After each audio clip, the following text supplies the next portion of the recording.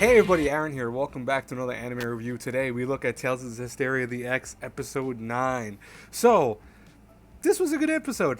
I'll say that right now. I actually enjoyed this episode a lot. I think it was very strong. I do think that it seemed like it was going to be a slow-paced episode from the beginning part because it was for the first couple minutes a little bit slow-paced, but we really quickly get into the thick of it as we see Sorey still kind of coming grip to his power. He's still being trained by Lila in many ways and kind of understand his power fully and what he can and can't do as a new shepherd because he is still growing, of course.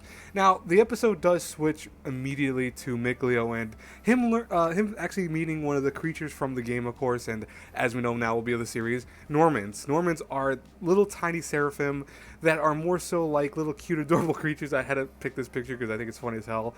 In the game, at least, what they did was they increased stats.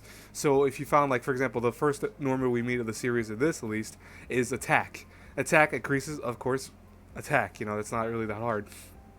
But in the games, they were doing that same thing. So it looks like they kept that in perspective for the series also. So because we see Mikleo use his power at one point, and it combines with attack, and they're able to fell a demon without much of an issue. Or fell a Hellion, excuse me. I said demon. Anyways, so Mikleo, though, says to the Norman attack that we have to, get going. And he goes, why? He goes, because that does not look like an ordinary cloud. And we could see over the distance a very dark and kind of benevolent type cloud over there. I wonder what that's going to mean. Now, meanwhile, Sorey is dealing with his own sets of dramas when that cloud does indeed become something but anything normal. We see an Ouroboros or a giant snake come out of the cloud. And, Sorey is preparing to fight that, but then also sees a giant dragon who is actually considered a pup. Apparently, it's not even a full-size dragon yet, and apparently a pup can be purified into back to where it was originally. So that's pretty interesting.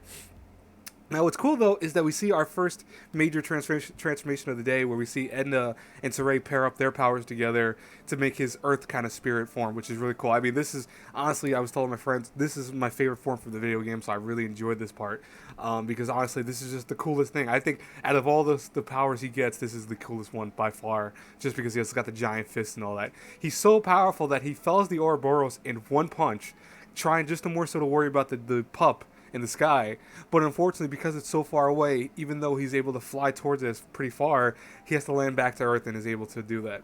Now, we skip ahead and, we see the village that apparently is suffering from a lot of malevents, and we see that people are getting very sick and dying from the kind of aura that's this is all happening around them.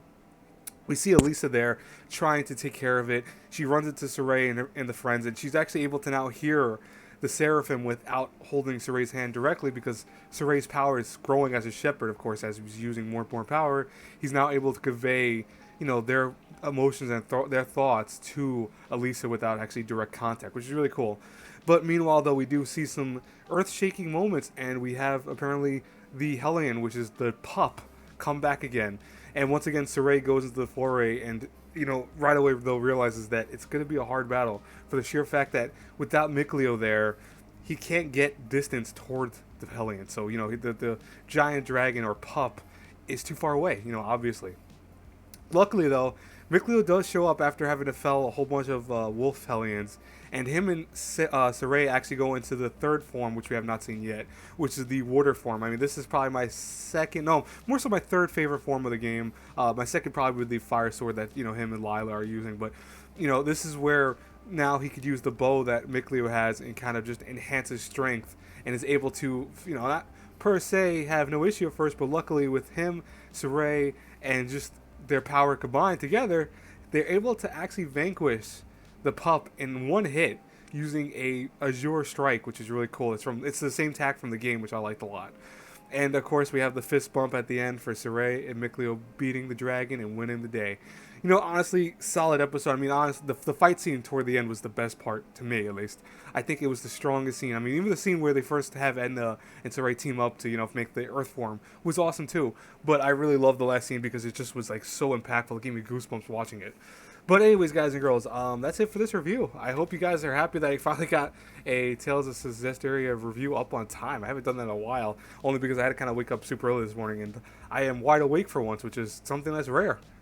Anyways, though, I will talk to all of you later. Have a great, blessed day, guys and girls. Bye-bye.